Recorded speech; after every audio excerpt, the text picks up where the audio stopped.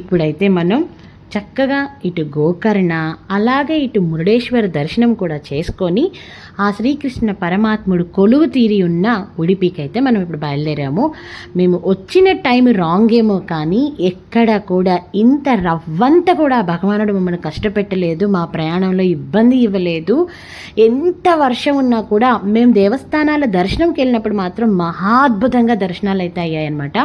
And ఇంకోటి మనకి మురుడేశ్వర్ నుంచి ఉడిపికి 100 కిలోమీటర్ల దూరం ఉంటుంది, కానీ అద్భుతమైన రోడ్లు ఉన్నాయి. అలాగే ఏంటంటే మిస్ కాకుండా చూసుకోండి. ఏంటంటే మనకి మెయిన్గా మురుడేశ్వర్ నుంచి ఉడిపి వచ్చే రోడ్డు అయితే ఒకవైపు వచ్చేసేసి మనకి సముద్రం, ఇంకోవైపు బ్యాక్ వాటర్స్ అంటారు చూడండి. ఆ బ్యాక్ వాటర్స్ తోటి ఎంత బాగుంటుందంటే రోడ్డు చాలా బాగుంటుంది అనమాట. ఇప్పుడైతే వర్షం పడుతుంది, నేను షూట్ చేయలేకపోతున్నాను సరిగ్గా. చూడండి మాటల్లోనే మనకి వర్షం నిలిచింది. యాక్చువల్గా ఇప్పుడు మనకి ఇక్కడ కనిపిస్తుంది కదా సముద్రం మధ్యలో రాళ్ళు వేసినారు చూడండి. ఇదివరకు అయితే మనం అక్కడ చక్కగా ఫొటోస్ తీసుకోవడానికి వీలుండేది, కానీ కొన్ని ఈ మధ్యకాలంలో ఏదో కొన్ని చెడు సంఘటనలు జరగటం వల్ల ఏంటంటే నెట్ వేసి మనం సముద్రం దగ్గరికి వెళ్ళడానికి వీలు లేకుండా చేశారు. కానీ ఏంటంటే నాకు వీలైనందుకు జస్ట్ ఒక చిన్న క్లిప్ షూట్ చేసి చూపిస్తున్నాను అనమాట. ఎక్కడ వర్షం అయితే ఆగలేదు, మబ్బు అయితే బాగా పట్టేసే ఉందన్నమాట. నేను చూడండి మీతో మాట్లాడుతున్నాను లేదో జనాలు పరిగెడుతున్నారు చూడండి, ఎందుకంటే నిమిషాల్లో క్లైమేట్ అయితే మారిపోయింది. విపరీతమైన గాలులు స్టార్ట్ అయిపోయినాయి ఒక్కసారిగా. ఆ ఒక్క చిన్న క్లిప్ తీసుకుంటే అదృష్టం. ఇప్పుడే చెప్పాను కదా భగవానుడు మనకి ఎక్కడా కష్టం కలిగించట్లేదని. మీకు చూపించాలనుకున్నందుకే ఏమో ఇలా ఒక్క నిమిషం ఆగింది వర్షం. మళ్ళీ చూడండి ఆ గాలులు చూడండి. ఇంకా మధ్యలో కొన్ని ప్లేసెస్ చూడాల్సి ఉండి కూడా వీలు పడక మేమైతే డైరెక్ట్ హ్యాపీగా ఉడిపికి కూడా రీచ్ అయిపోయాము. మేము ఇప్పుడు ఉడిపిలో హోటల్ వైట్ లోటస్ తీసుకున్నాం అనమాట. ఇది తీసుకోవడానికి కారణం ఏంటి అంటే ఈ హోటల్ వచ్చేసి మనకి టెంపుల్కి ఎగ్జాక్ట్గా 500 మీటర్స్ నుంచి 600 మీటర్స్, అంటే ఇట్స్ అ వాకబుల్ డిస్టెన్స్లో ఉందన్నమాట. మనం హ్యాపీగా కార్ని పార్క్ చేసేసుకొని నడుచుకొని వెళ్ళొచ్చు. నడుచుకొని వెళ్తే ఏంటంటే అమ్మో కార్ పార్కింగ్ దొరుకుతుందా లేదా అది ఇది అని ఇబ్బందులు ఉండవు. అలాగే కాసేపు హ్యాపీగా చుట్టుపక్కల ప్రదేశాలు చూసుకోవచ్చు, కొంచెం షాపింగ్ చేయొచ్చు అనే ఉద్దేశం మీద దగ్గరలో తీసుకున్నాను. అండ్ ఇదంతా కూడా రిసెప్షను చాలా చాలా బాగుంది ఎంట్రీ అయితే. సో నేనైతే ఫార్మాలిటీస్ ఫినిష్ చేయడానికి వెళ్తున్నాను రూమ్ తీసుకోవడానికి. మనకైతే రూమ్ ఇచ్చారు. యాక్చువల్గా మేమైతే మురుడేశ్వర్ నుంచి వస్తూ మధ్యలో ఇంకొన్ని ప్లేసెస్ విజిట్ చేద్దు వస్తాము అనుకున్నాము, కానీ ఏమైందంటే విపరీతమైన వర్షం వల్ల కుదరలేదు. మేమైతే 2 రూములు అమ్మా నాన్నకి ఒకటి అండ్ మాకు ఒకటి తీసుకున్నాం. నేను తమ్ముడు పాప ఉండటానికి ఒకటి తీసుకున్నాము. నేను ఏంటంటే నైట్కి వస్తాం కదా, పడుకొని మళ్ళీ పొద్దున్నే లేచి దర్శనం చేసుకొని వెళ్ళిపోవడమే కదా అనే విషయంలో స్టాండర్డ్ రూమ్ ప్రిఫర్ చేశాను. ఇది వచ్చేసేసి అమ్మ వాళ్ళ రూమ్ అనమాట. అమ్మ వాళ్ళకి ఏంటంటే ఇద్దరు కొంచెం ప్రశాంతంగా పడుకుంటారులే అని ఇలా ట్విన్ బెడ్స్ ఉండేది ప్రిఫర్ చేశాను అనమాట. సో ఆ తర్వాత వచ్చేసేసి నాకు హోటల్ వాళ్ళు నేను షూట్ చేస్తున్నప్పుడు అడిగారనమాట ఏంటి అని. సో నేను ఇట్లా యూట్యూబ్ వ్లాగర్ అని చెప్పటం వల్ల వితౌట్ అసలు ఏమీ ఆలోచించకుండా విత్ ఇన్ మినిట్స్లో నాకు రూమ్ని వాళ్ళు అప్గ్రేడ్ చేసి డీలక్స్ రూమ్ ఇచ్చారు. సో ఫైనల్గా అయితే మేము గోకర్ణ నుంచి మురుడేశ్వర్ నుంచి ఉడిపి వచ్చాము. ఉడిపిలో వచ్చేసి మేము తీసుకున్న హోటల్ వచ్చేసి హోటల్ వైట్ లోటస్. హోటల్ అయితే చాలా చాలా బాగుంది. అండ్ మేము ఇక్కడికి రాగానే రిసెప్షన్లో ఏంటంటే లైక్ నేనేంటంటే మేము లేట్ నైట్ వస్తామేమో అన్ని ప్లేసెస్ చూసుకొని అని చెప్పేసి నేను జస్ట్ నార్మల్గా రూమ్ బుక్ చేశాను, అంటే స్టాండర్డ్ రూమ్ బుక్ చేశాను అంతే అనమాట. స్టాండర్డ్ రూమ్ బుక్ చేస్తే ఇంక ఇక్కడికి వచ్చిన తర్వాత అంటే అర్లీగానే రీచ్ అయిపోయాం మేము. ఇక్కడికి రాగానే హోటల్ రిసెప్షన్లో రాజేష్ అని ఒక అతను ఉన్నారనమాట. అతను వచ్చేసేసి నేను చెప్పానమాట ఇట్లా యూట్యూబ్ వ్లాగర్ని నేను షూట్ చేయొచ్చా అని అడిగాను. ఎందుకంటే చాలా హోటల్స్ అలా చేయడానికి కొంతమంది ఒప్పుకోరు కాబట్టి నేను అడిగాను అనమాట చేసుకోవచ్చా అని. అండ్ మోర్ ఓవర్ నేను మ్యాక్సిమం హోటల్స్లో పర్మిషన్ తీసుకొని నేనైతే హోటల్స్ షూట్ చేస్తాను. ఎందుకంటే వాళ్ళ ప్రైవసీ వాళ్ళ రూల్స్ వాళ్ళకుంటే అవి బ్రేక్ చేయడం నాకు ఇష్టం లేదు. సో అందుకోసమని సో అప్పుడు ఇట్లా నేను యూట్యూబర్ అని చెప్పగానే తను నీట్గా నా స్టాండర్డ్ రూమ్ని డీలక్స్ రూమ్కి తను అప్గ్రేడ్ చేసి ఇచ్చాడనమాట. చాలా థ్యాంక్స్ రాజేష్ గారు. సో నేను ఇది ఎవరో చెప్పాలని ఏదని కాదు. సో వెంటనే వాళ్ళు చెప్పగానే ఏంటంటే లైక్ ఓకే మేడం ఉండండి, మీకు ఇట్లా నేను అప్గ్రేడ్ చేస్తాను అని చేయటం అనేది గ్రేట్ థింగ్. సో అది చెప్పాలనుకున్నాను అనమాట. సో ఫైనల్గా అయితే ఉడిపికి అయితే మేము రీచ్ అయిపోయాము. రేపు మార్నింగ్ దర్శనానికి వెళ్తాను. సో అక్కడి నుంచి టెంపుల్ విషయాలు మనం ముందు వ్లాగ్లో మాట్లాడుకుందాము. Hi friends, good morning, welcome back to Radhika Kalyan channel. So ఈరోజు అయితే మనము ఉడిపిలో ఉన్నాము, శ్రీకృష్ణ గుడికి వెళ్ళబోతున్నాము, రెడీ అయిపోయాము. ఈ 2 days నుంచి, అంటే మనం సాటర్డే ఎర్లీ మార్నింగ్ బయలుదేరాం కదా, ఆ రోజు నుంచి ఈ రోజు మార్నింగ్ వరకు, అంటే ఈరోజు మండే మార్నింగ్ వరకు సరిగ్గా నిద్రే లేదు. కంప్లీట్ జర్నీ అండ్ దర్శనాలు. సో దానివల్ల ఏంటంటే కొంచెం ఈరోజు టెంపుల్కి ఆరాంగా వెళ్దాము, రిలాక్స్డ్గా వెళ్దాము అని చెప్పేసి ఇప్పుడైతే కొంచెం ప్రశాంతంగా వెళ్తున్నాం. ఎందుకంటే ఇక్కడి నుంచి ఉడిపి కృష్ణ టెంపుల్, అలాగే ఉడిపిలో ఉన్న మహాగణేశ్వర టెంపుల్, అలాగే లక్ష్మీ అమ్మవారి టెంపుల్ కూడా అన్నీ చూసుకొని విజిట్ చేసుకొని, యాక్చువల్గా ఇంతకు ముందు నేను 2 to 3 times వచ్చున్నాను ఉడిపికి, కానీ మహాగణేశ్వర టెంపుల్ కానీ అమ్మవారి టెంపుల్ కానీ నేను విజిట్ చేయలేదన్నమాట. సో ఈసారి అయితే విజిట్ చేద్దాం అనుకుంటున్నాను. ఒకవేళ విజిట్ చేసే టైం ఉండి వాటి విశేషాలు ఏంటి, ఆ ఆలయ చరిత్రలు కూడా ఏంటి, ఎందుకంత ఫేమస్ అయింది, అవి ఎక్కడున్నాయి ఉడిపిలో, అన్ని డీటెయిల్స్ కూడా నేను మీకు ఈ వ్లాగ్లో ఇస్తాను. సో యాక్చువల్గా అయితే నేను టోటల్గా 3 vlogs డివైడ్ చేసేస్తున్నాను. సో మనకి గోకర్ణ ఒకటి, మురుడేశ్వర్ ఒకటి, ఉడిపి ఒకటి సపరేట్గా చేసేస్తాను. అది విషయాలు ఇంక ఇప్పటికైతే కృష్ణుడి గుడికి బయలుదేరి వెళ్తున్నాము. ఆ కృష్ణుడిని దర్శించుకొని ఆలయ విశేషాలతోటి చరిత్రతోటి మీ ముందుకు వస్తాను. ఉంటానండి, మరి బాయ్. నేను మీ అందరికీ చాలాసార్లు చెప్పాను, నేను మ్యాక్సిమం హోటల్స్లో ఏంటంటే ఇంక్లూడింగ్ బ్రేక్ఫాస్ట్ ఉన్నదే ప్రిఫర్ చేస్తానన్నమాట. అంటే దానికి మనం ఎక్సెస్ పే చెయ్యాలి, బట్ ఏంటంటే మళ్ళీ ఆ ఊర్లో హోటల్స్ ఎక్కడున్నాయి ఎతుకులాట లేకుండా మనకు అక్కడే చక్కగా బ్రేక్ఫాస్ట్ కూడా చేసుకొని వెళ్ళొచ్చు అని. అండ్ ఇక్కడైతే చాలా ఐటమ్స్ ఇచ్చాడు బ్రేక్ఫాస్ట్ అయితే చాలా చాలా బాగుంది. ఎందుకంటే మ్యాక్సిమం బుఫేనా ఉంటుంది, అట్లీస్ట్ ఆ బుఫేలో నుంచి కొన్నైనా మనం తీసుకొని తినగలుగుతామని చెప్పి. ఇక్కడైతే వెల్కమ్ డ్రింక్ ఇచ్చాడు, ఫ్రూట్స్ ఇచ్చాడు, కేసరి బాత్, కారా బాత్ ఇచ్చాడు, అండ్ చాకోస్ ఇచ్చాడు పిల్లలకి, కాఫీ టీ ఇచ్చాడు, అండ్ పూరి ఇచ్చాడు, ఇడ్లీ ఇచ్చాడు, దోశ ఇచ్చాడు, వడ ఇచ్చాడు, సో మెనీ ఐటమ్స్ ఇచ్చాడు. బ్రేక్ఫాస్ట్ కూడా చాలా చాలా బాగుంది టేస్ట్ అయితే కనుక. సో ఇప్పుడైతే మనము బ్రేక్ఫాస్ట్ ఫినిష్ చేసుకొని యాజ్ ఎర్లీ యాజ్ పాసిబుల్ టెంపుల్కి వెళ్ళడానికి ప్రయత్నిస్తున్నాము. అండ్ ఇక్కడైతే చూడండి చాలా చాలా చాలా బాగుంది ఈ పెయింటింగ్. అండ్ నేను మీకు చెప్పాలనుకుంటుంది ఏంటంటే శ్రీకృష్ణ దేవస్థాన చరిత్ర చాలా ఉందండి. మొదటిగా మనం ఏం చేద్దామంటే ముందు ఆ విగ్రహ చరిత్ర గురించి, ఆ విగ్రహం అక్కడికి ఎలా వచ్చింది అనేది తెలుసుకొని ఆ తరువాత మనం టెంపుల్ కంప్లీట్ హిస్టరీని. ఉడిపిలో ఆ శ్రీకృష్ణ భగవానుడి దర్శనం కూడా అల్టిమేట్గా అయిపోయింది. ఇంక ఇప్పుడైతే బెంగళూరు బయలుదేరుతున్నాము. ఆన్ ద వేలో నేను మీకు స్వామివారి చరిత్ర, ఆలయ చరిత్ర, అలాగే ఇక్కడ నేను తీసిన టెంపుల్ క్లిప్పింగ్స్ని కూడా యాడ్ చేసి మీకు చక్కగా ఈ వ్లాగ్ను రిలీజ్ చేస్తాను. మధ్వాచార్యులు కృష్ణ విగ్రహం. ఉడిపిలో ఉన్న కృష్ణ విగ్రహం విశ్వకర్మ చేత రుక్మిణీదేవి నిర్మింపచేసిందనే పురాణ ఇతిహాసం ఉంది. ద్వాపర యుగాంతములో ద్వారకా నగరం సముద్రంలో మునిగిపోయినప్పుడు ఈ విగ్రహము కూడా సముద్రంలో చేరింది. ఆ తరువాత 800 ఏళ్ల క్రితం ద్వైత్వ వేదాంత ప్రవక్తులైన శ్రీ మధ్వాచార్యులకు ఒక సముద్ర వ్యాపారి ద్వారా దొరికిందట. ఒకనాడు మధ్వాచార్యుల వారు ఉడిపికి సమీపంలో గల మల్పే అన్న ప్రాంతములో సముద్ర తీరములో ధ్యాన తత్పరులై ఉండగా ఉన్నట్టుండి ఆర్తనాదాలు వినిపించాయట. వారు కళ్ళు తెరిచి చూడగా తుపాను తాకిడికి సముద్రములో మునిగిపోతున్న ఒక నౌక కనిపించింది. ముఖ్య వాయువు అవతారమైన మధ్వాచార్యుల వారు తమ అంగ వస్త్రాన్ని గాలిలోకి త్రిప్పి తుపాను గాలిని నియంత్రించారట. బ్రతికి బయటపడిన నౌకలోని వర్తకులు తమ వద్దనున్న రత్నాలను మధ్వాచార్యుల వారికి సమర్పించబోయారట.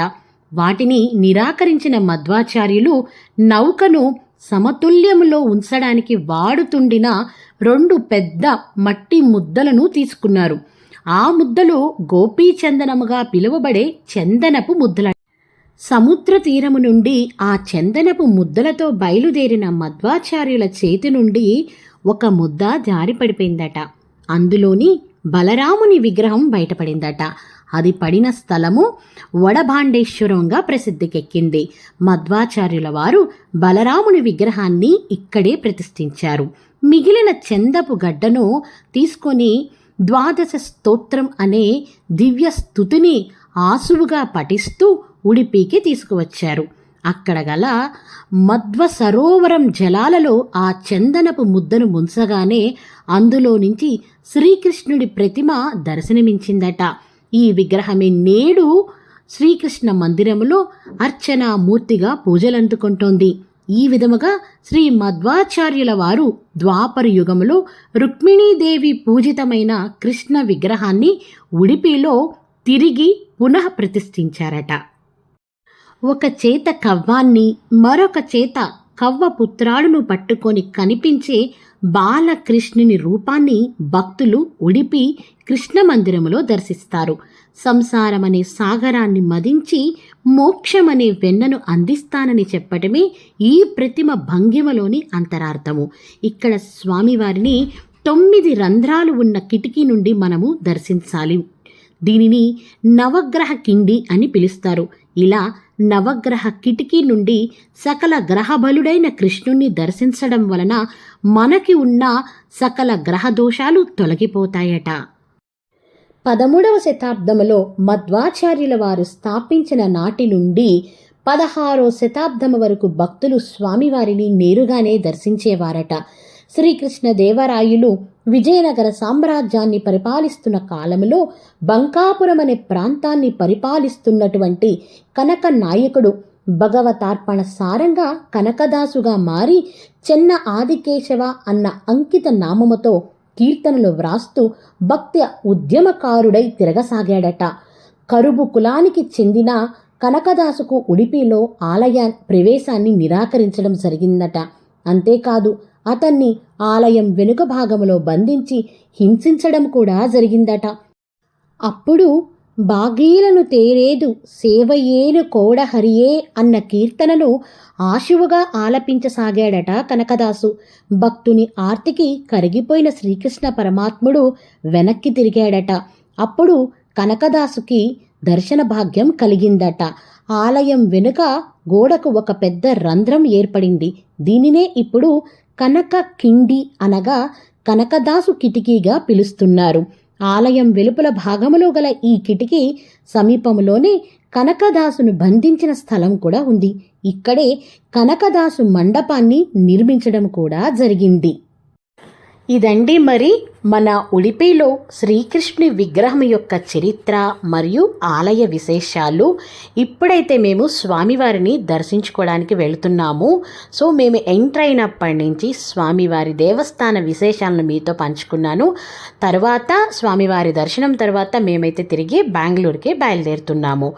స్వామివారి దర్శనం ఎంతో అద్భుతంగా జరిగింది. ఇది నేను 3వ సారి స్వామివారిని దర్శించుకోవటం ఉడిపిలో కృష్ణుణ్ణి. ఇదివరకు 2 సార్లు వచ్చున్నాను, కానీ ఇంత క్లియర్గా ఇంతసేపు ఎప్పుడు కూడా నేను స్వామివారిని దర్శించుకోలేదు.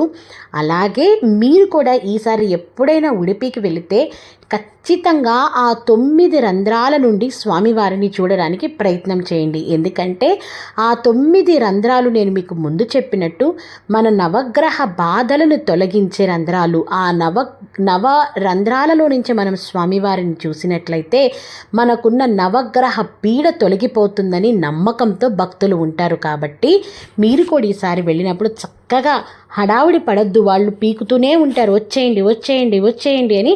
కానీ మీరు చక్కగా స్వామివారిని చూసుకొని రండి. ఇంకా ఆన్ ద వేలో వెళ్తున్నప్పుడు ఏంటంటే, మేము బెంగళూరు వెళ్తున్నప్పుడు ధర్మస్థల కుకే మీదుగా వెళ్తున్నప్పుడు మనకి చక్కగా చాలా ఫ్రెష్గా ఉండే కోకోనట్ ఆయిల్ని ఇలా మిల్స్ దగ్గరే అమ్ముతూ ఉంటారనమాట. యూజువల్లీ మేము ఇటు కుకే ధర్మస్థల చాలా రెగ్యులర్గా వస్తూ ఉంటాము. వచ్చినప్పుడైతే మేము ఇక్కడి నుంచే తీసుకెళ్తుంటాము. ఇప్పుడు ఏంటంటే మా అమ్మ వాళ్ళు కూడా తీసుకుందామని కొంచెం బ్రేక్ తీసుకొని ఆపారనమాట. అండ్ ఇక్కడ మనకి మంచి స్పైసెస్ కూడా, అంటే చెక్క లవంగాలు అన్నీ కూడా మనకి అవైలబిలిటీలో ఉంటాయన్నమాట. సో అందుకని చెప్పి ఒక బ్రేక్ తీసుకున్నాం అక్కడ. కానీ మాకు ఉడిపి నుంచి వర్షం మాత్రం మమ్మల్ని వదలడం లేదనమాట. కానీ అస్సలు అల్టిమేట్ క్లైమేట్. ఎంత అద్భుతమైన క్లైమేట్ అంటే అబ్బా అని, అంటే దిగాలి చూడాలి అనే ఆశ. ఇంత మంచి క్లైమేట్లో ఈ వర్షం ఉండటం వల్ల దిగలేకపోతున్నామనే బాధ రెండు ఉన్నాయి. కానీ ఎంత బాగుందంటే క్లైమేటు, చుట్టూ పచ్చని చెట్లు, చల్లని వాతావరణం. అసలు మేఘాలైతే మనం కిటికీలు తీస్తే చక్కగా కారులో నుంచి అటు నుంచి ఇటు, ఇటు నుంచి అటు వెళ్ళిపోతాయి అనమాట. కానీ వర్షం వల్ల మనం తీయలేకపోతున్నాము. మేఘాలన్నీ చెట్ల మధ్యలో మీరు గమనిస్తున్నారు చూడండి, చెట్ల మధ్యలో ఇరుక్కుపోయినాయి తెలుసా, చక్కగా ఇరుక్కుపోయినాయి. అవి కదలడానికి వీలవ్వట్లేదు వాటికి. చూడండి ఎన్ని మేఘాలు ఉన్నాయో చూడండి, అన్ని మేఘాలు కిందకు వచ్చేస్తున్నాయి. మనం కనుక కారు కిటికీలు తీస్తే లోపల నుంచి వెళ్తాయి, కానీ వర్షం వల్ల తీయలేకపోతున్నాము. అసలు నేను మాటలతో చెప్పటం వల్ల కాని పని, అంతా బాగుంది అసలు. వెదర్ అయితే చాలా చాలా బాగుంది. అండ్ ఇక్కడ వచ్చేసేసి మేము కుకే ఎన్నోసార్లు వచ్చాము, కానీ దారి పొడుగుట ఇన్ని వాటర్ ఫాల్స్ చూడటం అయితే ఇదే ఫస్ట్ టైము.